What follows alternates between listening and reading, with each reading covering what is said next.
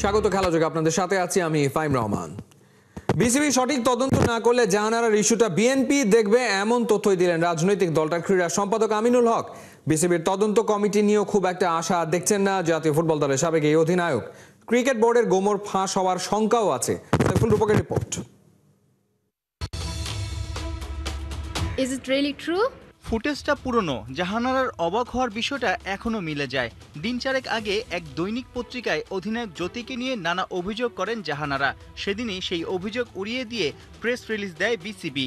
অথচ বৃহস্পতিবার বিসিবির সাবেক কর্তা ও নারী দলের সাবেক নির্বাচক কাম ম্যানেজারকে নিয়ে যখন বোমা ফাটান, যৌন হয়রানির অভিযোগ তোলেন, তখন চটজলদি বিসিবি তদন্ত কমিটি গঠন করার বার্তা দেয়। যদিও ক্রিকেট বোর্ডের সেই কমিটির ওপর ভরসা নেই তামিম ইকবালের।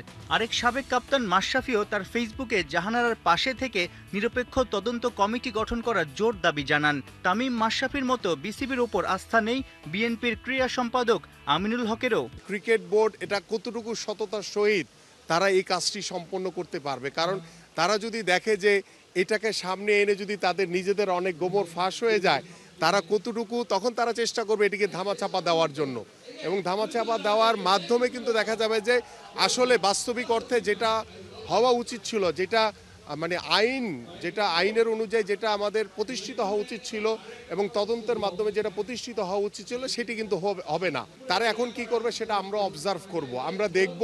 যদি আমাদের কাছে এই বিষয়টি যদি মনোপুত না হয়, তাহলে এটি আমি আমার মতো করে হয়তোবা ভবিষ্যতে এই ধরনের যারাই এই ধরনের জঘন্যতম অপরাধের সাথে জড়িত থাকবে, আমরা তাদেরকে অবশ্যই আইনের আওতায় এনে তাদেরকে সঠিক বিচার করা হবে। ক্রীড়াঙ্গনে ছেলেদের পাশাপাশি নারীরাও সমান তালে লড়ছে। সাফল্য এনে দেয়াতেও ওরা পিছিয়ে নেই। জাহানারার ঘটনাটা দেশের নারী অ্যাথলিটদের মাঝে বিরূপ প্রভাব ফেলতে পারে শঙ্কা আমিনুলের। ভবিষ্যতে আমাদের যারা নারী ক্রীড়াবিদ হিসেবে বাংলাদেশের হয়ে খেলবে, তাদেরকে যদি আমরা শতভাগ সেফটি সিকিউরিটিটা দিতে না পারি, তাহলে কিন্তু আসলে ভবিষ্যতে প্রত্যেকটি বাবা মা তার সন্তান নারী একজন ক্রীড়াবিদ হিসেবে তারা অংশগ্রহণ করবে কিনা সেটা কিন্তু একটা প্রশ্নের সম্মুখীন ইতিমধ্যে হয়ে গেছে। এক্স্যাক্টলি। সো আমার কাছে মনে হয় যে আমরা ভবিষ্যতে নারী ক্রীড়াবিদদের বিষয়ে আমাদের আরও অনেক বেশি সতর্ক হতে হবে, এবং আমাদের যারা ম্যানেজমেন্টের সাথে থাকেন বিভিন্ন স্পোর্টসের বিভিন্ন ইভেন্টের, তাদেরকে আমার মনে হয় যে নারী ক্রীড়াবিদদের বিষয়ে একটি গাইডলাইন দিতে হবে। জাহানারা আলমের ইস্যুটাই কি টনক নড়বে বিসিবির? রুবাবা দৌলাকে উইমেন্স উইংয়ের চেয়ারম্যানের দায়িত্ব দিলে লাভই হওয়ার কথা টাইগ্রেসদের। এটা তো আমার মনে হয় যে এটা আরও অনেক আগেই ভাবা উচিত ছিল, কারণ আমাদের নারী উইংটা একজন নারীকে দিয়ে যদি আমরা এটাকে পরিচালনা করতে পারি, তাহলে একজন নারীর সাথে যত সহজভাবে কথা বলতে পারবেন, সহজভাবে তার সকল বিষয়গুলো বুঝিয়ে বলতে পারবেন, একজন পুরুষের সাথে সেই বিষয়গুলি খুব বুঝিয়ে বলাটা এটা অসম্ভব একটি বিষয়। সাইফুল রূপক, ৭১। সেখানে কোনো 2026 টি-20 বিশ্বকাপের ভেন্যুর নাম চূড়ান্ত করেছে আইসিসি। এখনো ফিক্সচার প্রকাশ না হলেও বাংলাদেশের পক্ষ থেকে অনুরোধ জানানো হয়েছে অন্তত টাইগারদের গ্রুপ পর্বের ম্যাচগুলো যেন শ্রীলঙ্কায় রাখা হয়। ভারতের 5 আর শ্রীলঙ্কার 3 ভেন্যুতে হবে খেলা, যদিও লঙ্কানদের আরেকটি মাঠ এখনো নিশ্চিত করেনি আইসিসি। খালিদ জামিলের রিপোর্টে বিস্তারিত। সাউথ এশিয়ার দুই প্রতিবেশীর রাজনৈতিক উত্তেজনা, লাইন অফ কন্ট্রোলে বারুদের গন্ধ, দাঙ্গা হাঙ্গামার ধোঁয়া ক্রিকেটের ময়দানেও ছড়িয়েছে ভালোভাবেই, বিশেষ করে গেল কয়েক বছরে। আর তাই তো ভারত কিংবা পাকিস্তান, এই দুই দেশের কোনো একটিতে আইসিসি বা এসিসির টুর্নামেন্ট মানে আপনি ভাবতে বসেন সেটা হবে কোন মডেলে, ক্লাসিক্যাল নাকি হাইব্রিড। অবশ্য পেহেলগাম হামলা আর তারপর গত এশিয়া কাপে যা যা হয়েছে, তারপর ক্রিকেটের ভেন্যু ভারত অথবা পাকিস্তানে হলেই এটা নিশ্চিত সেটা তাদের একার পক্ষে আয়োজন সম্ভব না। যে কারণেই ভারতে যে টি-20 বিশ্বকাপের পরের আসরটি বসছে, তাদের সাথে ভেন্যু হিসেবে আগেভাগেই যোগ করা হয়েছে শ্রীলঙ্কাকে। পাকিস্তান তাদের ম্যাচগুলো খেলবে ওখানেই। এই মঞ্চে নতুন প্লেয়ার এখন বাংলাদেশ। রাজনৈতিক পট পরিবর্তনের পর তারাও ভারতে গিয়ে ম্যাচ খেলতে আগের মতো স্বচ্ছন্দ নয়। তাই ফিক্সচার প্রকাশের আগেই বিসিবি আইসিসির কাছে অনুরোধ জানিয়েছে অন্তত গ্রুপ পর্বের ম্যাচগুলো যেন টাইগাররা খেলতে পারে শ্রীলঙ্কায়। আইসিসি সেই ব্যবস্থা করবে কিনা সেটা পরের আলাপ। তবে বিশ্বকাপ আয়োজনের জন্য যে 8 ভেন্যু দরকার তার 7টাই তারা চূড়ান্ত করে ফেলেছে। ভারতে খেলাগুলো হবে দিল্লি, মুম্বাই, কলকাতা, চেন্নাই এবং আহমেদাবাদে। শ্রীলঙ্কাতেও ভেন্যু হিসেবে চূড়ান্তভাবে সিলেক্টেড কলম্বো আর ক্যান্ডি। বাকি এক ভেন্যু কোথায় হবে সেই সিদ্ধান্ত জানানো হবে পরে। সব ঠিক থাকলে সপ্তাহখানেক বাদেই জানা যাবে বিশ্বকাপের চূড়ান্ত ফিক্সচার। তবে টুর্নামেন্ট শুরু হচ্ছে ফেব্রুয়ারির 7 তারিখ আর ফাইনালের ডেট মার্চের 8, সেটা আগে ভাগেই জানা। অর্থাৎ বিশ্বকাপ শুরুর 3 মাস আগে দলগুলো হাতে পাচ্ছে ফুল অ্যান্ড ফাইনাল ফিক্সচার। আগের আসরগুলোর সাথে এবারের ফরম্যাটে পার্থক্য থাকলেও মিলও আছে বেশ কিছু। 20 দেশ 4 গ্রুপে ভাগ হয়ে খেলবে, প্রতি গ্রুপে 5টা করে দল। গ্রুপ চ্যাম্পিয়ন আর রানার্স আপ টিম যাবে সুপার 8-এ, সেখানে আবার 2টি গ্রুপ, সেখান থেকে 2টো করে গ্রুপ সেরা দল চলে যাবে সেমিফাইনালে।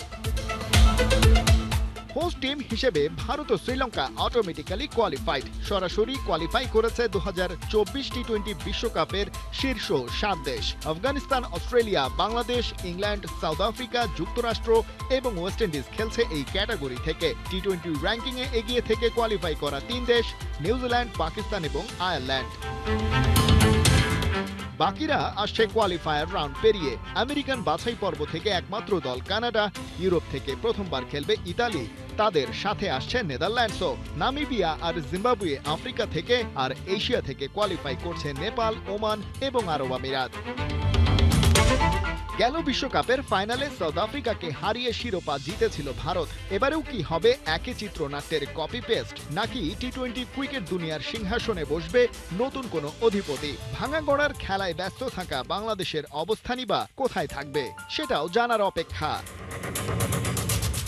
খালিদ জামিল, একাত্তর। আয়ারল্যান্ডের বিপক্ষে 2 টেস্টের স্কোয়াডে স্পিনারের চেয়ে বেশি পেসার রেখেছে বাংলাদেশ। তাসকিন শরীফুলকে ছাড়াই 4 জনের পেস ইউনিটকে শক্তিশালী মনে হচ্ছে। লাল বলে বাংলাদেশের পেস ইউনিট বিশ্ব সেরাদের কাতারেই থাকবে বললে কি খুব একটা ভুল বলা হবে? বিস্তারিত দেখুন ফয়সাল হাবিবের রিপোর্টে। আয়ারল্যান্ডের বিপক্ষে বাংলাদেশের 2 টেস্টের প্রথমটা হবে সিলেটে। দেশের আন্তর্জাতিক স্টেডিয়ামগুলোর মধ্যে এখানেই পেসাররা সবচেয়ে বেশি সুবিধা পায় বলে সুনাম আছে। একই সাথে নভেম্বরের সকালে মিরপুরেও সুবিধা পাওয়ার কথা পেসারদের। একথা অনেকটা নিশ্চিত যে 2 টেস্টেই অন্তত 2 জন করে পেসার থাকবেন টাইগার একাদশে। বাংলাদেশ স্কোয়াডে থাকা 4 জন পেসারের মধ্যে একাদশে সুযোগ পাওয়ার ক্ষেত্রে সবচেয়ে এগিয়ে হাসান মাহমুদ। বাকি 3 জনের মধ্যে কে পাবেন একাদশে জায়গা তা নিশ্চিত নয়, কিন্তু সবাই যে যোগ্য তাতে কোনো সন্দেহ নাই। এবাদত টাইগারদের প্রুভেন পেসার। যখন কেউ ছিলেন না তখন এবাদত একাই টেনেছেন পেস ডিপার্টমেন্ট। ওদিকে এক্সপ্রেস পেসি নাহিদ রানার এক্সপেক্টর। খালেদ আহমেদ আবার বাংলাদেশের ফাস্ট বোলারদের মধ্যে সবচেয়ে ফিট। একই লাইন এবং লেন্থ ধরে বোলিং করায় খালেদের জুড়ি নেই। তাসকিন শরীফুলকে বাইরে রেখে ঘোষিত স্কোয়াডের একাদশে জায়গা পাওয়া নিয়ে তুমুল প্রতিযোগিতার আভাস বাংলাদেশ টেস্ট দলে। ক্রিকেট দুনিয়ার বড় বড় দেশগুলোতেও কি এমন প্রতিযোগিতা এখন আর আছে? অস্ট্রেলিয়ার কথা ধরুন, Pat Cummins, Mitchell Starc, Josh Hazlewood, Scott বোল্যান্ডের বাইরে অজিদের আর কোনো রিজার্ভ পেসার কি আছে আন্তর্জাতিক অঙ্গনে ঝড় তোলার মতো? ইংল্যান্ডেও একই অবস্থা। লিজেন্ডদের অবসরের পর হন্যে হয়ে লাল বলের পেসার খুঁজছে ওরা। জফরা আর্চার আর মার্ক উডরা আছেন, কিন্তু ইনজুরি থেকেই ফুরসত নাই। ভারতের পেস অ্যাটাক বুমরা আর সিরাজ নির্ভর। এই দুজনের বাইরে প্রসিদ্ধ কৃষ্ণা, হর্ষিত রানা সুবিধা করতে পারছেন না। দক্ষিণ আফ্রিকায় কাগিজো রাবাদা আর Marco Jansen. New Zealand Matt Henry আর উইল ওরোকের বাইরে আর কাউকে টেস্ট খেলার মতো প্রস্তুত করতে পারেনি। বাংলাদেশ এখানেই ভিন্ন। বাংলাদেশের লাল বলের পেস ডিপার্টমেন্ট কমপক্ষে 7 সদস্যের। স্কোয়াডে থাকা 4 জনের বাইরেও টেস্টে প্রুভেন তাসকিন আহমেদ আর শরীফুল ইসলাম। তানজিম হাসান সাকিবেরও হয়েছে টেস্ট অভিষেক। পাইপলাইনে রিপন মণ্ডল, মুশফিক হাসান অপেক্ষায়। বাংলাদেশের অস্ত্র ভান্ডারে থাকা এই পেসারদের সবচেয়ে বড় হাতিয়ার তাদের বয়স। তাসকিন, এবাদত, খালেদ বাদে বাকি সব পেসারের বয়স 25 বছরের কম। অন্যদিকে বেশিরভাগ বড় দলের পেসাররা 30 পেরিয়েছে, কিন্তু নেই ব্যাকআপ। অবশ্য সব যুক্তিতর্কের ঊর্ধ্বে থাকে রেজাল্ট। বাংলাদেশ পেসাররা ডেলিভার করছে কতটা দেখতে হবে তা। 2023 থেকে 12 ম্যাচে 34 উইকেট নিয়েছেন হাসান মাহমুদ। নাহিদ রানা নিয়েছেন 9 ম্যাচে 24 উইকেট। তাসকিনের উইকেট 5 ম্যাচে 23টা। এবার আন্তর্জাতিক অঙ্গনে আলোচনার বিষয় হওয়ারও সুযোগ পাবে বাংলাদেশ পেসাররা। চলতি বিশ্ব টেস্ট চ্যাম্পিয়নশিপে দক্ষিণ আফ্রিকা এবং অস্ট্রেলিয়ায় ম্যাচ খেলবে টাইগাররা। দেশের মাটিতে সিরিজ খেলবে ইংল্যান্ডের বিপক্ষে। হাই প্রোফাইল দলগুলোর বিপক্ষে ভালো করতে পারলে হাসান মাহমুদদের নিয়ে অবশ্যই আলোচনা হবে। আসন্ন সেই সিরিজগুলোতে পারফর্ম করে টাইগার পেসারদের আলোচনায় আসার প্রস্তুতি শুরু হোক আয়ারল্যান্ডকে ঘরের মাঠে উড়িয়ে দিয়ে। ফয়সাল হাবিব, ৭১। রাজশাহীতে আফগানিস্তানের সামনে পাত্তাই পাচ্ছে না বাংলাদেশের যুবারা। চতুর্থ ওয়ানডেতেও হেরেছে বাংলাদেশ অনূর্ধ্ব-19 দল। আফগান ব্যাটার ফয়সাল খান সেঞ্চুরি করে জানিয়েছেন সুযোগ পেলে বিপিএলে খেলবেন। জোড়া হারে সিরিজ জেতার রেস থেকে বাদ পড়েছে বাংলাদেশ। আবু নাইমের রিপোর্ট। টানা 2 ম্যাচে সেঞ্চুরি আফগানিস্তানের ফয়সাল খান বাংলাদেশের বোলারদের জন্য যেন নাইটমেয়ার। সিরিজের টপ স্কোরারও তিনি। যুবাদের ওয়ানডে সিরিজের চতুর্থ ম্যাচে সেঞ্চুরি করে জানালেন সুযোগ পেলে বিপিএল খেলবেন। হ্যাঁ, অবশ্যই আমরা বিপিএলে খেলতে চাই। এখানকার পরিবেশ ভালো, ভালো উইকেটও আছে। সবার ব্যবহারও আমাকে মুগ্ধ করেছে। আমি বিপিএলে খেলতে চাই। ফয়সাল খান একাই না, দলটিতে বেশ কিছু তারকা আছে যারা বাংলাদেশ প্রিমিয়ার লিগে খেলতে চায়। তবে এর আগে বিশ্বকাপের প্রস্তুতিটাও নিতে চায় আফগানরা। সব ঠিক থাকলে জানুয়ারিতে মাঠে গড়াবে বিশ্বকাপ, আর এর আগে বিপিএল খেলতে পারলে সেটি হবে বোনাস। আমাদের সামনে বিশ্বকাপ আছে, আমরা সেটির প্রস্তুতির কথাও ভাবছি। সুযোগ পেলে বিপিএলে খেলবো, এটা আমাদের জন্য ভালোই হবে। বগুড়ায় প্রথম ম্যাচ হেরে আসা আফগানরা রাজশাহীতে হারের মুখ দেখেনি। ব্যাটিং ফ্রেন্ডলি উইকেটে টস জিতে টাইগারদের ফিল্ডিং করতে পাঠানোর সিদ্ধান্তটাই ওদের এগিয়ে রেখেছে। পরপর 2 ম্যাচে আফগান বোলারদের সামনে খাবি খেয়েছে বাংলাদেশের টপ অর্ডার। অন্যদিকে ইকবাল ইমনদের নাকের ডগা দিয়ে ফয়সাল খানরা ধুমধুমার ব্যাট চালিয়ে গিয়েছেন। আর এটাই যে শঙ্কার বিষয়, ঘরের মাঠে সিরিজ হারতে পারে এশিয়ান চ্যাম্পিয়নরা। হয়তো আমাদের টপ অর্ডারটা ফল করার কারণে হয়তো বা এই পিসের ব্যাটসম্যানরা যদি একটু দাঁড়াইতো বা যদি মিডল অর্ডাররা যদি একটু দাঁড়াইতো তাহলে আমাদের জন্য আরও ইজি হয়ে যেত। ওদের বোলিংটা কেমন? ওরা যেভাবে বোলিংটা ওদের আমি বোলিং করবো যে স্পিন ওদের ভালো, অবশ্যই ওদের অফ স্পিনার আছে, ক্রাম বলার, ও অনেক ভালো বলার ছিল। বাংলাদেশ নয়, এই সিরিজ জেতার বড় দাবিদার আফগানিস্তান। শেষ ম্যাচে বাংলাদেশ কামব্যাক করতে পারলে সিরিজ হবে ড্র। আর কোনো মতে আফগানিস্তান যদি শেষ ম্যাচটাও জিতে নেয় তাহলে ঘরের মাঠে সিরিজ হারবে জুনিয়র টাইগাররা। টানা 2 হারের পরেও পজিটিভ ভাবনাই ভাবছে আবদুল্লাহরা। শেষ ম্যাচে কামব্যাকও করতে চায় ওরা। যদিও 2 বড় জয় পেয়ে মেন্টালি আরও শক্তিশালী আফগানিস্তান। টাইগারদের জন্য তাই শেষ ম্যাচটা আরও বেশি কঠিন। না, ব্যাক টু ব্যাক হারে কিছু না, ওরকম টিম আলহামদুলিল্লাহ ভালো আছে, সবাই ভালো, পজিটিভ থিং সবার কাছ থেকে। তো আশা করি ইনশাল্লাহ নেক্সট ম্যাচ ভালো হবে। আবু নাইম, ৭১, রাজশাহী। চোখে সানগ্লাস, মাথায় ক্যাপ, পুরোই ড্যাশিং লুকে বিমানবন্দরে আসা টাইগার ক্রিকেটাররা মাঠের খেলায় দেখাতে পারবে তো আধিপত্য, নাকি আয়ারল্যান্ড হতাশ করবে বাংলাদেশকে? চ্যালেঞ্জ উতরাতে কতটা প্রস্তুত নাজমুল শান্তর দল? এনসিএলে খেলে মুশফিক মিরাজরা নিয়েছেন আয়ারল্যান্ড সিরিজের প্রস্তুতি। কেউ আবার পরিবারের সাথে সময় কাটিয়ে ফিরেছেন ফ্রেশ মাইন্ডে। বিমানবন্দরে প্রত্যেকের শরীরী ভাষায় তাই আত্মবিশ্বাসের ছাপ। তাইজুল লিটনরা শুক্রবার সিলেটের উদ্দেশ্যে রওনা দিলেও আয়ারল্যান্ড দল আগেই পৌঁছে গেছে ম্যাচ ভেন্যুতে। প্রথমবার বাংলাদেশের টেস্ট খেলতে আসা আয়ারল্যান্ড টাইগারদের জন্য মোটেও সহজ প্রতিপক্ষ হবে না। সিরিজ জিততে হলে তাই টাইগারদের এই ড্যাশিং লুকের মতো করতে হবে পারফরম্যান্স। আকবর আলীর 9 বলে 32 রান আর বোলিংয়ে মোসাদ্দেক হোসেন সৈকত 2 ওভারে 20 রান খরচায় তুলে নেন 3 উইকেট। শ্রীলঙ্কার বিপক্ষে এদিন যেন একসাথে জ্বলে উঠেছিল বাংলাদেশের ব্যাটিং ও বোলিং 2 ডিপার্টমেন্টই। দুর্দান্ত এই পারফরমেন্সেই হংকং সিক্সেস শ্রীলঙ্কার বিপক্ষে 14 রানের জয় তুলে নিয়েছে বাংলাদেশ।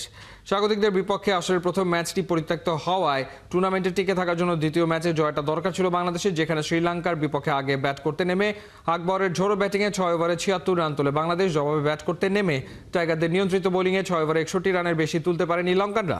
14 রানের জয়ে বাংলাদেশ পৌঁছে গেছে কোয়ার্টার ফাইনালে, যেই ম্যাচে শনিবার বাংলাদেশের প্রতিপক্ষ অস্ট্রেলিয়া।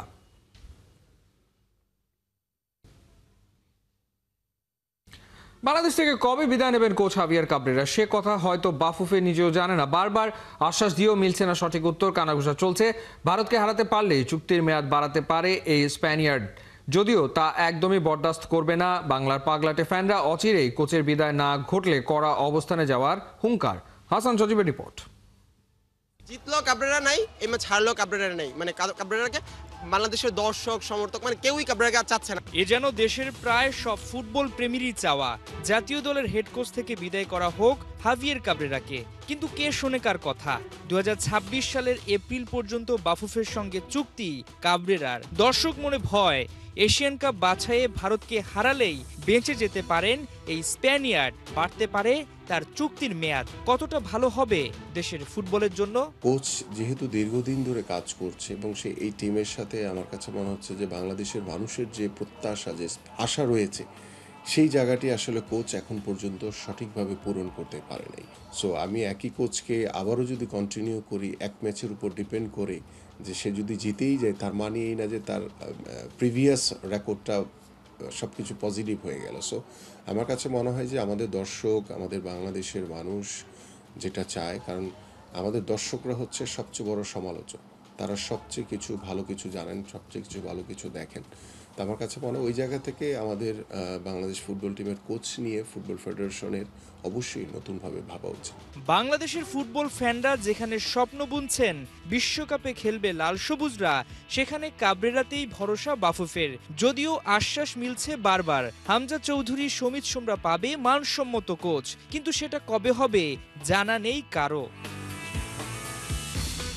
কোচ নিয়ে ঝুলতে থাকা সিদ্ধান্তের মাঝেই আসছে ভারত, যাদের স্বভাবটাই নাকি পক্ষপাত দুষ্ট। কেবল মার্চে শিলংয়ে হামজাদের সঙ্গে নয়, হোস্ট হিসাবে সবসময় অসহযোগিতা করে আসছে দাদারা। আমরা যখন খেলেছি আমাদের সাথে এরকম বেশ কিছু কার্যক্রমের মাধ্যমে দেখেছি যে অসহযোগিতা করেছে। এই যে খেলার প্র্যাকটিস মাঠের কথা বললেন, অন্ধকারের ভিতরে বা আমাদের যে এক্সপেকটেশন ভালো জায়গায় রাখা, এই বিষয়গুলোতে ভারত সবসময় কেন জানি বাংলাদেশের প্রতি একটু অন্যরকম, অন্য দৃষ্টিতে দেখত। শঙ্কা জাগছে ভারতকে মানসিকভাবে পিছিয়ে দিতে খেপাটে ভক্তরা নিতে পারে নানান কর্মসূচি। অপ্রীতিকর ঘটনা এড়াতে দর্শকদের প্রতি অনুরোধ সাবেক তারকা গোলরক্ষক ও সাফজয়ী কাপ্তান আমিনুল হকের। আমরা অত্যন্ত সহনশীল এবং একটি ধৈর্যশীল জাতি এবং আমরা সবসময় ভালো কিছু প্রত্যাশা করি এবং আমি বিশ্বাস করি যে আমাদের দর্শকরা হয়তোবা ভারতের সেই কর্মকাণ্ড নিয়ে আমাদের ভিতরে হয়তোবা একটি অসন্তোষ আছে, বাট আমি মনে করি যেহেতু তারা অতিথি হিসেবে বাংলাদেশের মাটিতে আসবে, ভারত যা করেছে সেই ভুল যদি আমরা করি তাহলে তাদের সাথে আমাদের পার্থক্য থাকলো না।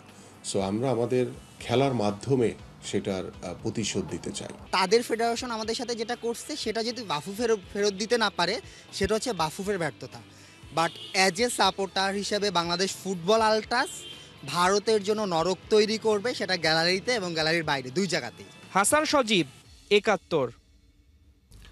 এ ছিল এই মুহূর্তের খেলা যোগে সরাসরি সংবাদ অনুষ্ঠান দেখতে চোখ রাখুন ৭১-এর ফেসবুক পেজ এবং সাবস্ক্রাইব করুন ৭১-এর ইউটিউব চ্যানেল। ৭১-এর সাথেই থাকুন।